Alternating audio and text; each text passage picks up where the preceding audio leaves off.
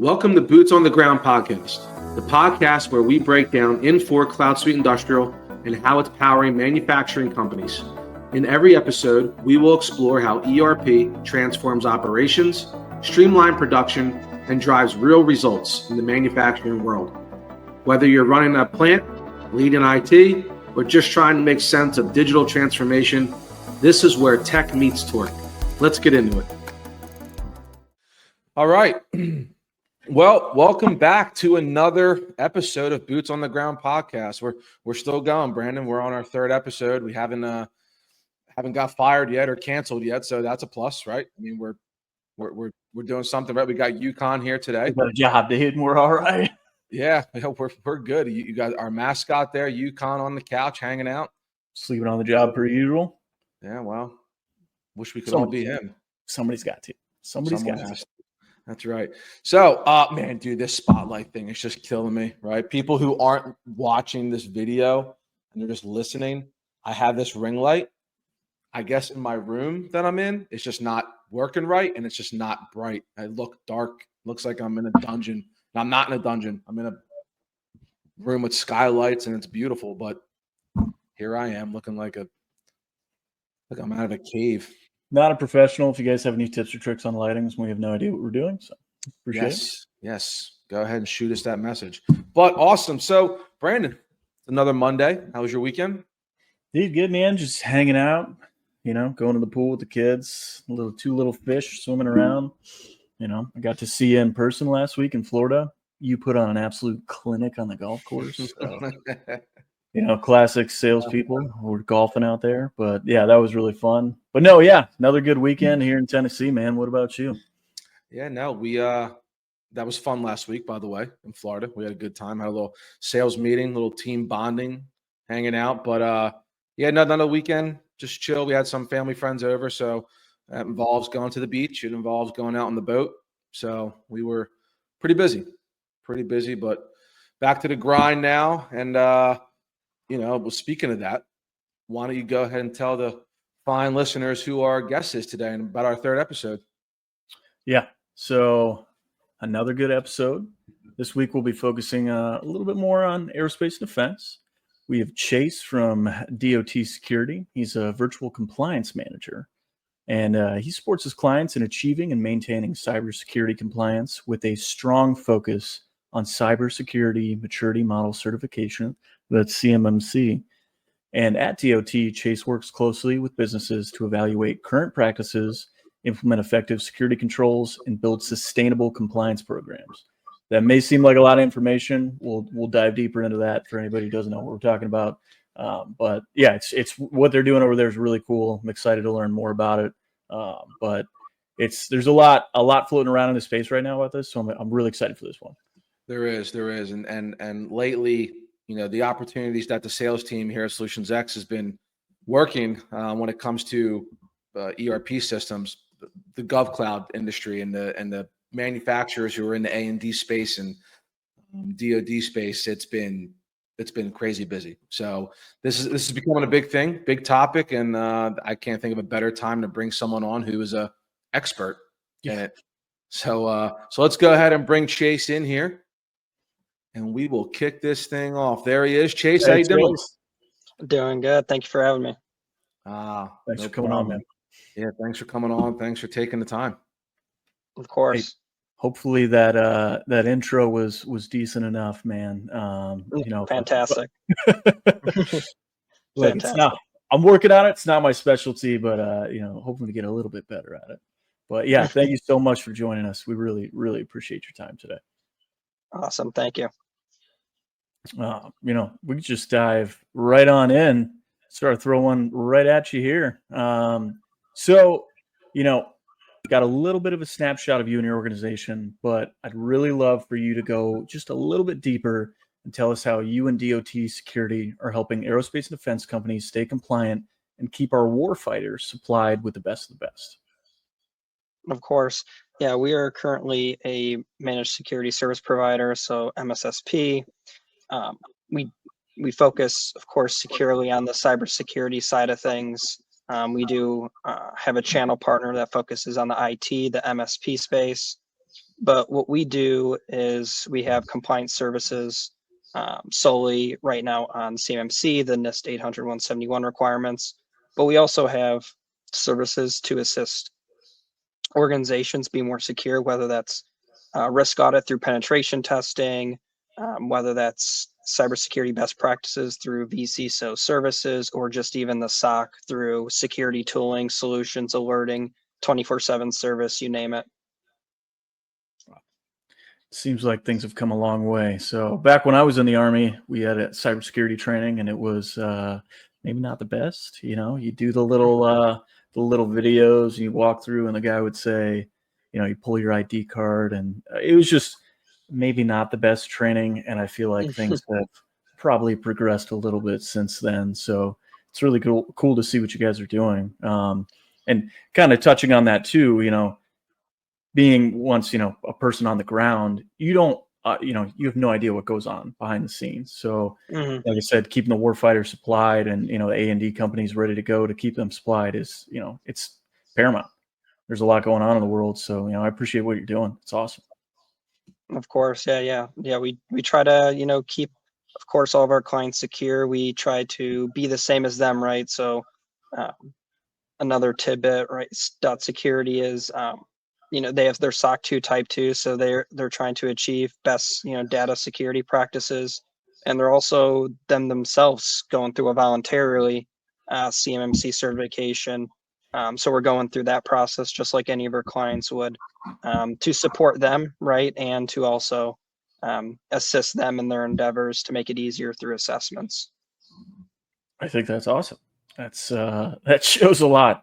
Voluntarily, that's crazy in my mind, because it's good. I think that's great, but I wouldn't voluntarily do that personally. Maybe Solutions X, but that's a conversation else. But that's great. Yeah, right.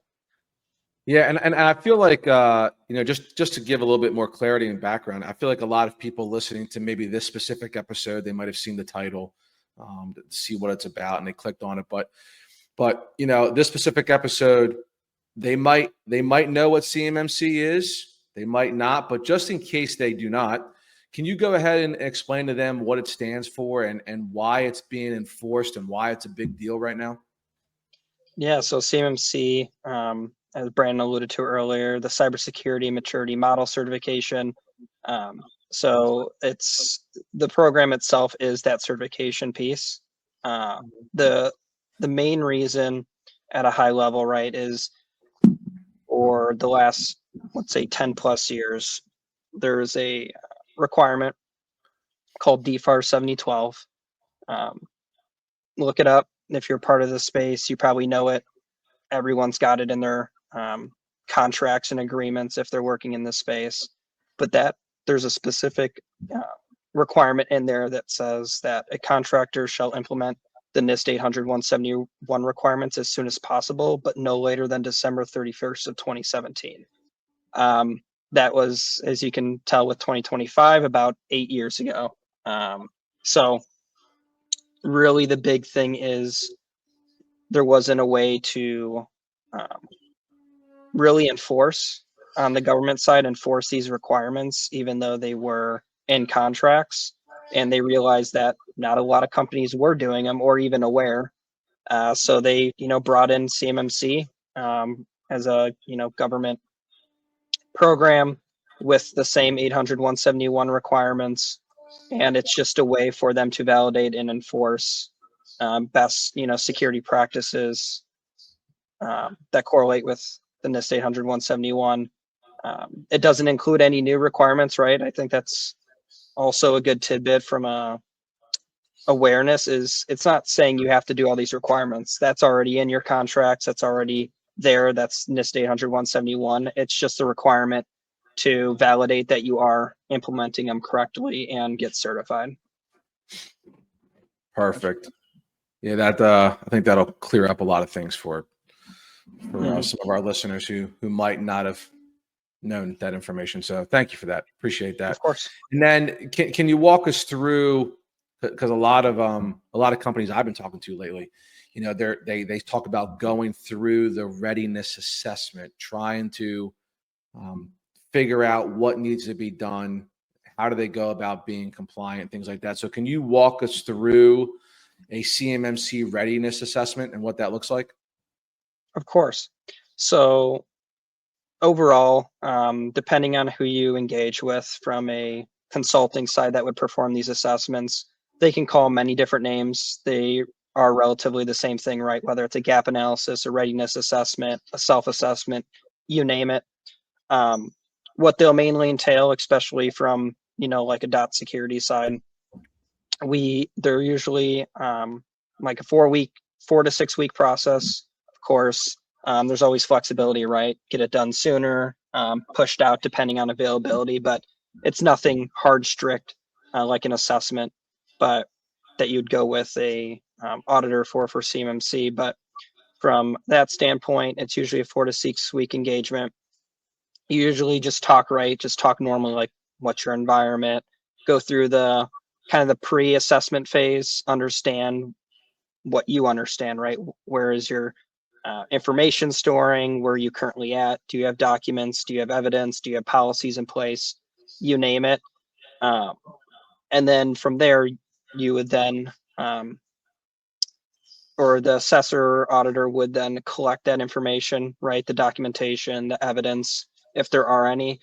There are a lot of companies that don't have documentation or policies in place. So it's kind of hard to get a full accurate reading too sometimes when you don't have those documents, because CMMC is very documentation heavy, and when you don't have that, it's like you just mark everything as you're not meeting it, and then is it just purely documentation even though you might have, let's say, all the technical things. So at least provide everything that you can, and then once that is reviewed, you would then sit down and have pretty much interviews with myself or whoever you're working with, and we just talk through it.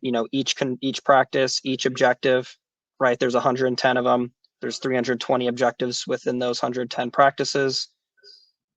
It's going to take some time, right? It'll be a lengthy conversation. It might, depending on the audience, it might be a little boring, might be some mind numbing, might feel like interrogation, depending on if there's a lot of no's. We don't. But we go through an interview process, and then once that is done, there might be, a little bit of a gap, just because now that we have the evidence, the interviews, what you're currently doing, we then have to review each control and practice to see, is there a gap? Is there not? Here's your recommendation. Recommendations always change, so you can't just have really a boilerplate recommendation. So it's a pretty unique process to their environment. And then, of course, once that's all wrapped up, we then finalize it through a big technical report to show all gaps and recommendations, and then a high-level executive presentation to kind of review with maybe a different target audience within the organization. Wow. Yeah, so just a couple. I mean, to sum it up, it is a process, and it's a thing that companies, I think, are starting to realize that. A lot of them are starting to realize they need to get the ball rolling, because it is a process, and it's only a matter of time before the government does actually come out and say, okay, we're flipping the switch. Everyone's got to be compliant, or this, or so. It's important. It's important stuff. So thank you for that great explanation. Appreciate that. Of course. All right, Brandon, go ahead. Yeah. So switching gears a little bit, but can you speak to companies who manage CUI, so controlled unclassified information, or who are subject to DFARS 252.204, and what they need to consider if they are buying a new cloud-based software or product? Yeah. So from the CUI portion, it's a very, you can definitely talk about that for hours, right? It's a complex topic. It actually is a whole separate program managed by a whole separate department within the government. So when you're having two different departmental programs that kind of cross correlate, not really the best in getting clarity. So overall, what I'd recommend for anyone managing CUI is, one, identify what you have and what you can, right? That all CUI should be marked, should be is a key word. Of course, we know that's unfortunately not the reality, but see what you have. It'll of course be associated with a government contract or who you're working with if you're a subcontractor. And if for some reason it's not marked, then the best course of action, even though it might not be an efficient process, is to go back to the government or, like I said, who you're working with if you're a subcontractor and say, hey, this information you sent me is this CUI, and if so, please mark it and resend it. There should be a formal process that way. And then if for some reason you can't do, it's not marked, you can't do that, then at that point, that's kind of where the complexity gets in, because there are different environments, from manufacturing to development, software development, you name it. It can vary depending on the contract, but you really have to know what your information is, what is common information, and if the information you're looking at is owned by the government, because that's kind of also a key to CUI, is if that information and data is owned by the government, you're definitely going to be leaning on the CUI side. But if it's proprietary information, if it's common knowledge, like you can look it up on Wikipedia on a website, it's common knowledge. So that, that portion might not be CUI. So it gets complicated, but definitely just trying to get it initially marked is going to be the key. Otherwise, you might have to reach out to, a consultant or even, a legal, because that is a big thing in the legal world for government contracts and that type of stuff. So definitely reach out to someone if you're still having issues. Around the DFARS, so there are definitely a lot of requirements for sure. I personally think the biggest one is the 7012 that I alluded to earlier, because that is a staple and it covers a lot of requirements like cyber reporting, right? You need to have these requirements in place. If you have an incident, you have to report it to the government. When you go to that website, you'll realize that you need like a medium certificate to even get to like a portal to submit it. Otherwise, you have to go through a phone number or an email. But per the requirement, you have to use that, report it. The whole implementing 800-171 is a requirement in the DFARS. Yes, we're all doing it. Of course, we can't implement them in 2017 as we're past that date, but getting there as soon as possible is, of course, the key. But knowing those requirements are going to be essential too, because there might be more requirements than what CMMC is enforcing. So you might have additional requirements on top of there. And one of the biggest ones is something around your data called ITAR, which is a whole separate, legal and, compliance type, let's say regulation, around that specialized data. So knowing all your requirements is going to be key. And that kind of comes into the whole, going into new cloud software products, right? That requirement in your 800-171 controls is not there. That's a whole separate regulation through, a DoD memo that states that you need. It's part of the CMMC program if you read the regulations and the ruling, but part of the 800-171 requirements, it's not. So knowing those additional requirements, you'll then kind of see that there's more to it than those 110. So with the cloud, you will need a FedRAMP moderate or FedRAMP moderate equivalent cloud platform. And that's if that platform is processing, transmitting, or storing CUI. So really just doing anything with your CUI information. FedRAMP moderate, that's going to be your certification. You can go on the FedRAMP marketplace and everything will show up there. The FedRAMP equivalent, that's a little bit more tricky because they're not going to show up on the marketplace. They're going to most likely have it on their website. They're going to have to provide you all their supporting documentation. So when assessment time comes, you can prove to an assessor, hey, this cloud platform is compliant. Now, in both worlds, totally fine. but you just have to weigh, the pros and cons of, do we trust, all the paperwork, right, through the equivalency is going to meet muster? Are they going to, drop the ball? Same, with all your vendors, right? It's just vendor due diligence versus a certification, which is far and few. But if you do find a provider that has one, it's, they're certified. It's pretty straightforward, right? They're going to have that stuff Sure. Certified. Okay.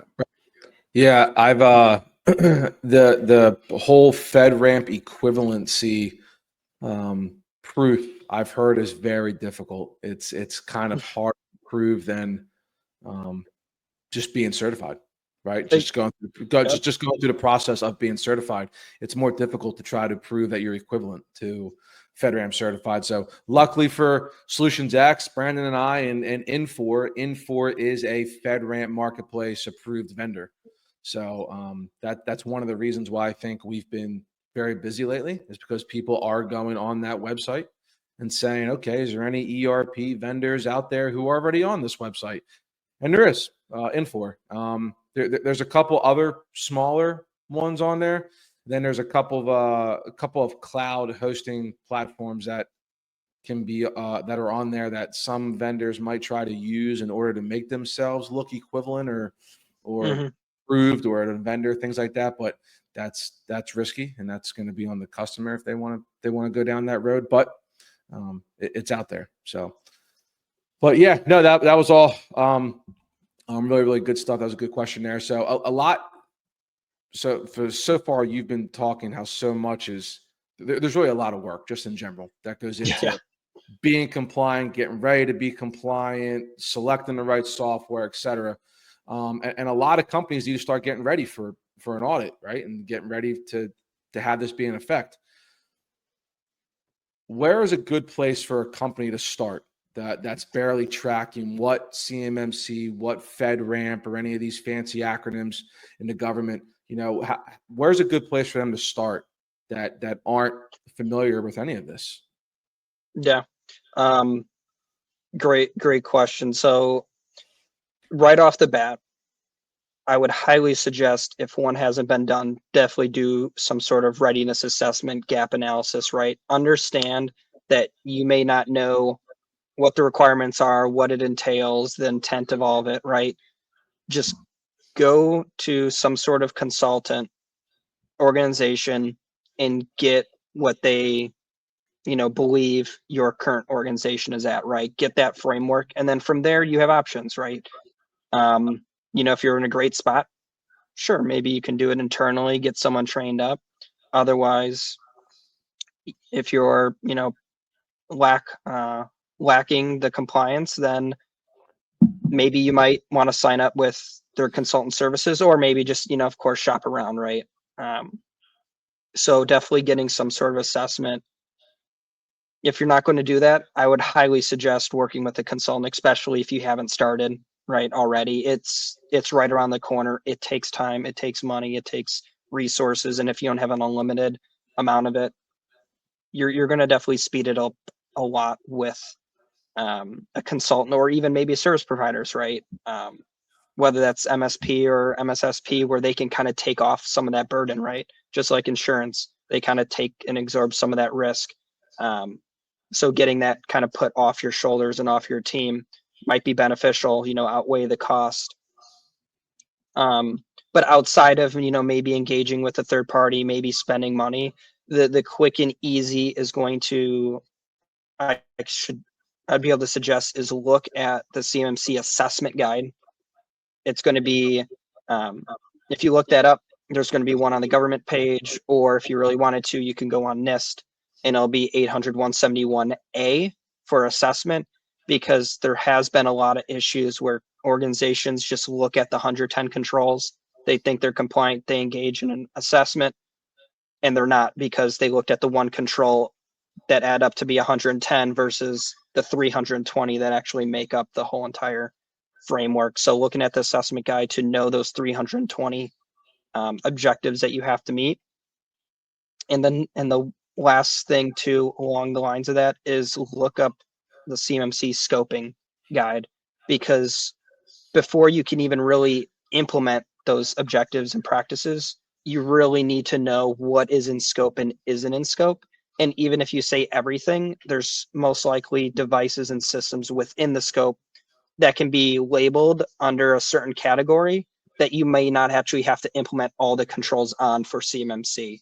So trying to limit as much as possible so it saves you costs, saves you time, and not as much of a headache is going to be a helper too. Yeah. And we'll, and you know, what we'll do, Brandon, just make this a sidebar. So remember, we'll post those pages, those page links, and some of that stuff that Chase was just talking about. We'll post that on our home webpage for the podcast. So that way, anyone listening who wants to take Chase up on his recommendations, we can provide some information. And of course, if folks want to reach out to us to ask questions and we don't know the answers, we know experts like Chase who can. Yeah. No, I appreciate bringing that up, Chase. We'll be sure to put some of those documents that you spoke about on our website and on our landing page. Awesome. So, Chase, we hear it all the time that moving to the cloud just can't happen for aerospace and defense companies for compliance reasons, but it's not really the case. Do you think you could debunk that myth for us? Of course, definitely a myth. Cloud is definitely a viable option. It may be hard initially if you have all on-premise equipment, right? Moving it to the cloud might take some time, might cost some money, but cloud is 100% viable. I know we alluded to earlier, the key is what is processing or transmitting or storing CY. Make sure it's FedRAMP. If it's not, have at it, right? There's a special cloud software, right? I think is a pretty good example is you can have virtual desktops in the environment. They call them VDI. You'll see this if you read the documentation is you can actually spin up all your equipment virtually in the environment, still have equipment on site like a normal laptop, but you connect to that environment and you won't even have to assess on your physical workstations if properly configured. Because your cloud environment's doing all the processing, storing, and transmitting, and your actual workstation isn't. So they actually made that a special section in, scoping and ruling in CMMC because of some of the environments. And I've come across organizations that are 100% cloud in this space, right? They're going full cloud. If you're looking at solutions, they're mainly going to have government attached to the end of them, right? Azure government, AWS government. If you're looking at security toolings, right? Sentinel-1 government. They most likely just add the attachment to it to signify that, it's compliant with FedRAMP or equivalent there. For sure. Yeah, I know we run into it a lot where they go, nope, we're staying on premise. Like we don't want to move to the cloud because it's just not gonna work. We work in the space. It's not going to be compliant. We don't want to deal with the headache and the security. We go, no, it's not true. It's not true anymore. Maybe 10 years ago, for sure. But, it's viable. It's, this is the future. It's out there. And a lot of the times they're more at risk, it seems, being on premise, running older security practices and, things that worked yet again 10, 15 years ago just aren't the way anymore. I mean, this stuff moves way too quick, but yeah. Getting a little off topic here, but it's it's just something I hear time and time again. So I'm sure you do too. But no, out of date equipment is definitely an issue, especially with some organizations. Right? Sometimes you have to have it, depending on your business. I just know Windows 10 is killing companies because they have 50 workstations that are Windows 10.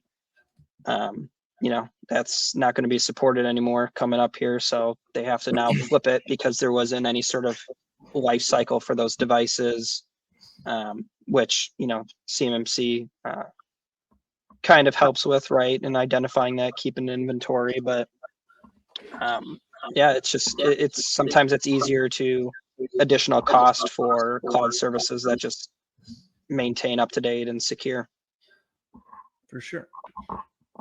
Appreciate you answering that one. So we've talked about a lot of things, but I see a ton of value in bringing you in and your organization. But at what point do you think a company should seriously consider approaching an organization like DOT Security to help guide them along this path? Yeah, I definitely think if you haven't started, as soon as possible, right? I think almost at this point, you can't have that ramp up period where you're trying to learn it internally or, get someone. It's just, you're going to, potentially waste another 3 months, maybe 6 months trying to learn it, get someone in. So I would definitely say as soon as possible. And I know I alluded to it earlier, but getting also a service provider, right? Maybe just not a consultant on, CMMC. Maybe you also get services attached to it. That's going to offload some of that burden, right? From a security side of things, if you, have SOC services, that might going to offload a lot of the audit and accountability and alerting and review and even incident response, to some degree. So getting that offloaded will assist. But yeah, if you haven't started, as soon as possible. If you have started and you're having issues, maybe it just might be a consultant. But I would highly suggest that if you don't have some sort of expert or deep understanding, definitely engage with someone at a minimum from a consultant level, outside of any services. No, that makes perfect sense. I mean, just a couple hundred things that you need to focus on, right, for this? Yeah. That's Was it really hard to tackle. Was it 320 objectives? Yeah, 320 objectives that you have to meet to, have the 110 practices in place. And it's a lot of documentation, a lot of time investment. And yeah, if you don't have it, you need the resources one way or another, and you can't speed up and slow down just, in a weekend. It takes time. I think also too, just having the comfort of working with a DOT security, of knowing, hey, the experts are working with us to help get us up to speed, really is just, it could be as easy as just, the consultant deals with, the tracking, here's what you need to do. And all you do is have to make decisions. Sure, maybe write a few policies, update a few policies, but it's just, tell me what I need to do. Great, I'll go do it. But you don't have to worry about, am I reading this right? Is this actually meaning it? Spend an hour online trying to review one control, right? No one's got time for that. Have someone else, do that for you. Sure. Absolutely. Yep, that's a good point. We all have day jobs, right? What we're also trying to do 9 other jobs as well. Yeah. So that makes sense. So there is a ton of information on this, and unfortunately, there's probably a good amount of disinformation out there about all this as well. A lot of people have their opinions, start putting that stuff on the internet. But when it comes to information about compliance, what questions should companies be asking when it comes to this? Yeah, of course. The biggest thing is it's ever changing. So the first question is, how old is this information, right? There's recent ruling in December, right? There's things that get updated, a little under a year ago. And it's, if you're reading something 2 years ago, or you go on a Reddit page that's 4 years ago, it's like, they might not even be talking about the same thing. It might be about it, but it might not be accurate. So definitely, how old is that information? And sometimes there might be an article that's, 4 months old, and they might have, let's say, built that out 2 or 3 months before that's posted, and now that information is out of date, but it might seem, current. So definitely challenge the information and its relevancy, especially age. And I would say the biggest questions, if you're going to engage with someone, right, from that side, is what's their experience? Because there might be organizations that, like, yeah, we do CMC, we have compliance, but they might not have, the experience or the years going into it. They're maybe just getting into the field. I know the biggest recommendation, overall, that everybody says is what they call, or the assessor organizations, right? The C3 PAOs. You'll see that a lot out there, right? Because they are the organizations that have been assessed by The main, CMMC organization, the Cyber AB, they have assessors on retainer. So they're like the ones that will be assessing you in the future. So you'll see that all out there. Go with them when in doubt. But if you're not engaging with one of them because you may want them from an assessment side of things, is definitely challenge the experience. What are you, bringing to the table? Have you done anything? Have you, who are your personnel that I'm going to be working with, right? So definitely challenge that. And then, I think if you're not going to engage with a third party outside the information and you're just asking questions, just, CMMC related, the biggest one is going to be the CUI question for sure, because that is the biggest question that I always get, right? I engage, we go through, and that always pops up. Well, what is it? What do we have, right? So that's a huge question, just what is your CUI? Understanding that is going to be key. And then outside of that is, I think, asking a question about your own organization, right? Can we do this? Do we have enough resources to invest, let's say 10, 15, 20 hours a week just on this stuff?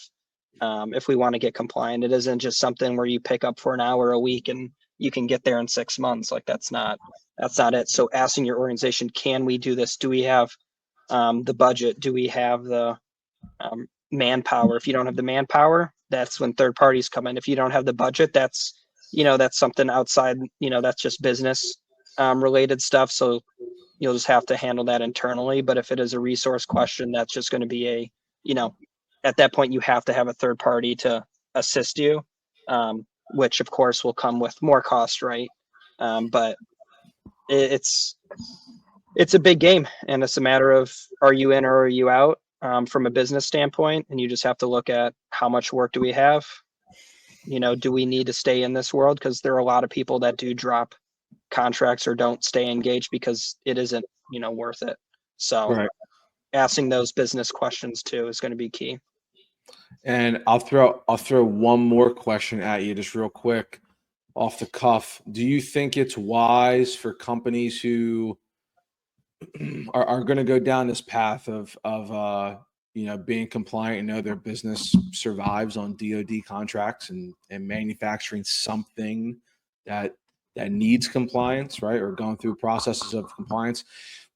Do you think it's smart for them to look at solutions that are not FedRAMP equivalent or not FedRAMP authorized? Definitely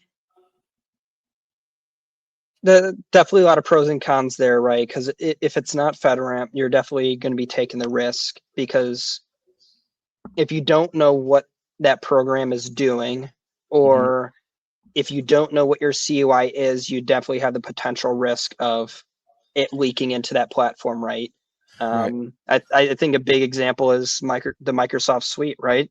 Let's say you have that installed. Some people might not realize that OneDrive is automatically syncing documents, and now you just sent it to the cloud, right? Or a antivirus solution, you're like, well, we installed on our computer, so it's just locally there. Well, they have to take that file, upload it to the cloud to see if it's malicious, and then they, do that. So now it's a cloud, even though it's installed on-prem. So understanding the solutions for sure, knowing if it's FedRAMP is definitely a safety net, right? Mm-hmm. So outside of that, if you know for a fact it's not FedRAMP and CUI isn't going there, then sure, from a compliance standpoint, right? Yeah, you can go with those solutions, right? It's not like you're forced to, but it's definitely a risk if you're keeping it in your environment for sure. And you just have to keep an eye on it, right? Solutions change over time. It gets upgraded. They do different things. Yep. I know it might be more costly for FedRAMP solutions, and you might be saving money on non-FedRAMP solutions. So at the end of the day, it's just more accepting the risk and keeping an eye on it if you're not going towards a fully FedRAMP system. Yeah, and that's pretty similar to like the conversations I have with companies when they start talking about, well, all right, you have a GovCloud solution, great. Do you have a commercial solution? And it's like, yeah, we do, but It's going to be right there in black and white. The risk is all on you. So if you can sleep at night knowing that and carry that risk, okay, well, all the power. Usually the conversations don't end with them going that way. They always go GovCloud solution. Yep. But the moral of the story is what Jason, I think what we're all trying to say is, if you're out there, just do your research. Do your research to reach out to folks like DOT Security and Chase, and reach out to Solutions X, who are people who are in this space a lot. We have a lot of customers in the A&D space, and we have that government cloud solution that's on the FedRAMP marketplace as an approved vendor. So this was great, Chase. I really appreciate you taking time and answering our questions and kind of giving our listeners a little education on compliance and CMMC and what they should be doing and some of the questions they should be asking. So thank you, man. This was fantastic. Thanks. Of course. Yeah. Thank you for having me. It's a lot of information coming your way through this conversation we had today. So definitely digest it as you can. Of course, reach out if need be to get clarity. But, if you're going into this space, wish you well on your implementation of CMMC and hope you get there. Awesome. Yes, well, you'll definitely be hearing from us again. If there's some reason a question we can't answer, we know who to call, and that's Chase and the fine folks over there at DOT Security. So appreciate it, Chase. Thank you very much. We hope you have a great week, and I'm sure we'll be in touch. And of course, if anybody listening to this episode has any questions or would like something in more detail, or have your own questions that you want Chase specifically to answer, reach out to Brandon and I. We have a very close connection with Chase and DOT Security, so we will make sure all questions get answered. Awesome. So, Brandon, now comes the fun part, which is our top 5 game that we play. And I figured since we compliance, for the record, I had a lot of fun. You kind of had a lot of fun talking about compliance, but I hear you.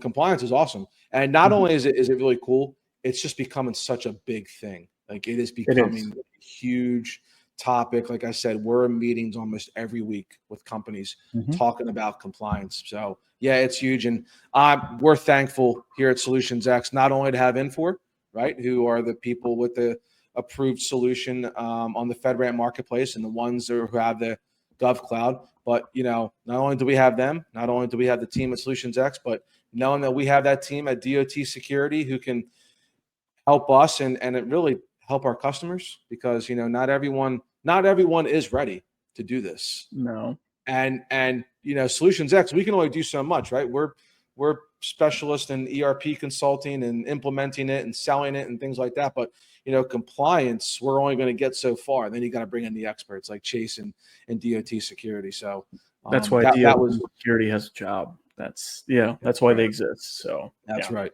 Exactly. So top 5, since we didn't really prepare to do this, but I have a fun one we can do real quick that I think here's a little hint on what it's going to be about, right? This is a golf tee in my hand. So why don't we do this? Top 5 golf courses you've played or want to play. Okay. All right. And let's just round robin it. I'll go 1, then you go 1. Okay. All right. So I'll go first. Pebble Beach. Have you played there? That's going to be a want. I've never played there. So that's got it. That's going to be that's going to be a want for me. Okay.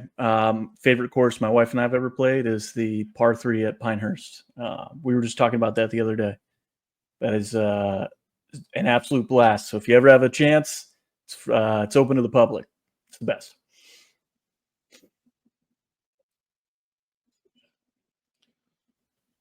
Okay, let's do I'm going to go Pine Valley. It's the #1 course in the world. And it's ironically only 45 minutes from my house. But I would love to try to that's another want. Okay. Tobacco Road in North Carolina. That's a super fun one. Played Pretty well there. known. Played that one. Yeah, it's a blast. Awesome. All Very right, back to nice. you. I'm going to go with Marion Golf Club. That's another one. Yeah. I'm doing all my ones.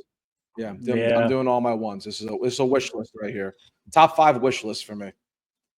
Okay. Well, I guess I'm just going to keep doing the ones I played. Back to Pinehurst number 2. All right. Very iconic. I didn't do it any justice when I played it, but it was, once in a lifetime.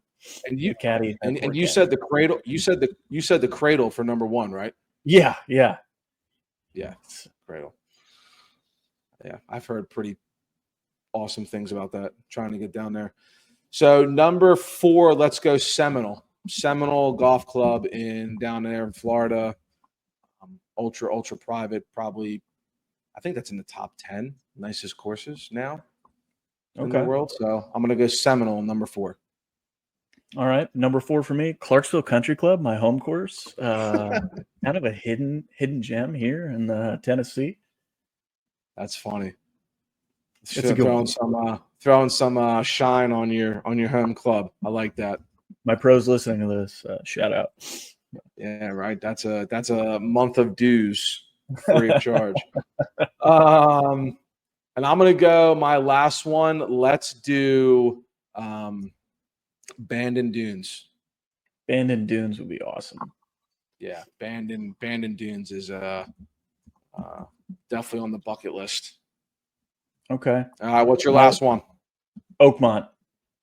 Oakmont. It looks good one. So brutal. Watching the pros have just the worst days out there. I just want to see how bad it is. I'd rather play it when I'm playing a little bit better. I mean, we just played. I'm not in good form right now, but seeing the punishment they take, I want to see personally how hard it is. So maybe I'm just a glutton for punishment. But that was a good one. Hey, good off the cuff. We do have to get out to the cradle, though. Good off the cuff. So I got Pebble, Pine Valley, Marion, Seminole, and Bandon Dunes, and you have the Cradle, Tobacco Road, Pinehurst number 2, Clarksville Country Club, and Oakmont. So we have to put that one out. But hey, man, another great episode. Always appreciate your time as well, right? We both have full-time jobs here, but we really enjoyed doing this. So appreciate you doing it, and we will see you guys on the next episode. Yeah, appreciate it, Rob. Thanks, everybody, for tuning in.